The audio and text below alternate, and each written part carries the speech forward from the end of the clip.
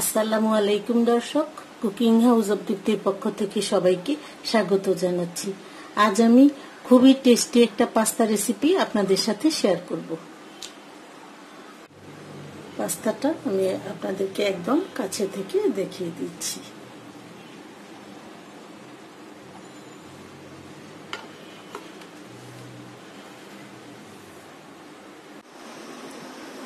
চুলে একটা প্যান বসিয়ে আমি পরিমাণ মতো পানি দিয়ে নিয়েছি। এখন এই পানির মধ্যে আমি দিয়ে দিচ্ছি আধা চা চামচ লবণ। এখানে আমি 200 গ্রাম পাস্তা নিয়েছি। এখন পানিটা বলক আসলে আমি পাস্তাটা দিয়ে দেব। পানিতে বলক চলে এসেছে। এখন আমি পাস্তাটা পানিতে দিয়ে দিচ্ছি।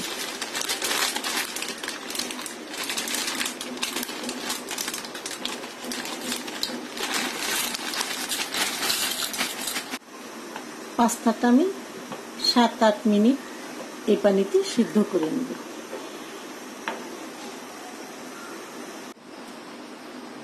পাস্তাটা প্রায় সিদ্ধ হয়ে গেছে।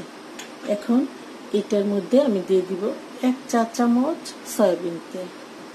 তেলটা দিলে পাস্তাটা ঝরঝরা হবে। পাস্তাটা সিদ্ধ হয়ে গেছে। এখন আমি এটা একটা স্ট্রেনারে ঢেলে পানিটা ঝরিয়ে নিব। চুলায় একটা প্যান বসিয়ে আমি দিয়ে দিচ্ছি 2 টেবিল চামচ সয়াবিন তেল। আপনারা এটা অলিভ অয়েল দিয়েও রান্না করতে পারবেন। দিয়ে দিচ্ছি আধা চা চামচ রসুন কুচি, আধা চা চামচ আদা কুচি, 2 টেবিল চামচ পেঁয়াজ কুচি, 2টা কাঁচামরিচ কুচি। এখন একটু ভেজে নিব। আধা চা চামচ সাদা গোলমরিচের গুঁড়া, লবণ অল্প একটু, 1 চা চামচ লাল মরিচের গুঁড়া। আবার একটু ভেজে নিতে হবে।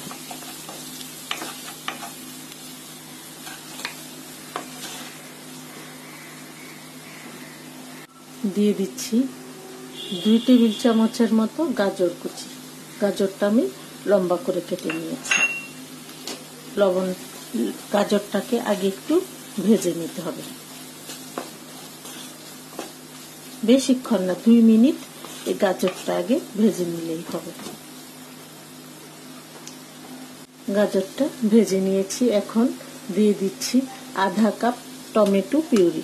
আপনারা চাইলে টমেটো কুচি কুচি করেও দিতে পারবেন, অথবা টমেটো কেচাপ, টমেটো সস দিয়েও করা যাবে।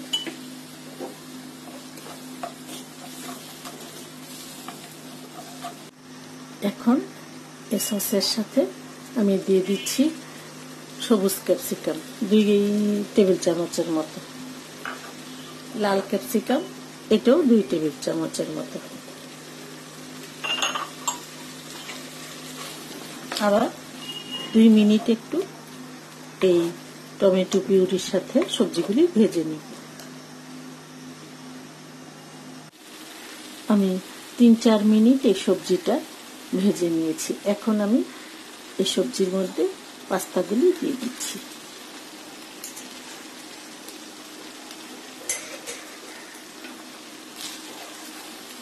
দিয়ে এই সবজি আর টমেটো পিউরির সাথে পাস্তাটাকে আরো 5-6 মিনিট একটু নেড়ে চেড়ে নামিয়ে ফেলব।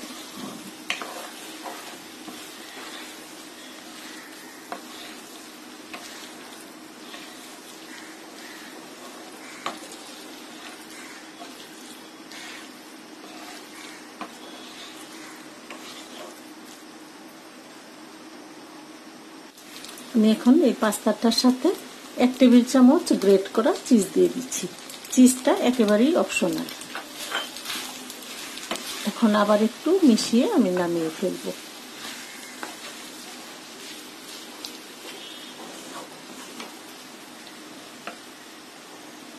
পাস্তাটা আমার তৈরি হয়ে গেছে। এখন আমি নামিয়ে ফেলব। পাস্তাটা আমি একটা প্লেটে পরিবেশন করে নিয়েছি। এখন উপরে কিছু ধনিয়া পাতা কুচি দিয়ে দিচ্ছি।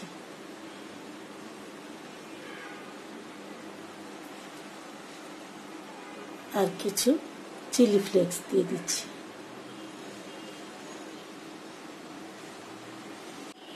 আশা করছি আমার এই রেসিপিটি আপনাদের খুবই ভালো লাগবে। সবাই অনেক অনেক ভালো থাকবেন, সুস্থ থাকবেন আর নিরাপদে থাকবেন। সবাইকে অসংখ্য ধন্যবাদ জানিয়ে আজ এখানে শেষ করছি। আল্লাহ হাফেজ।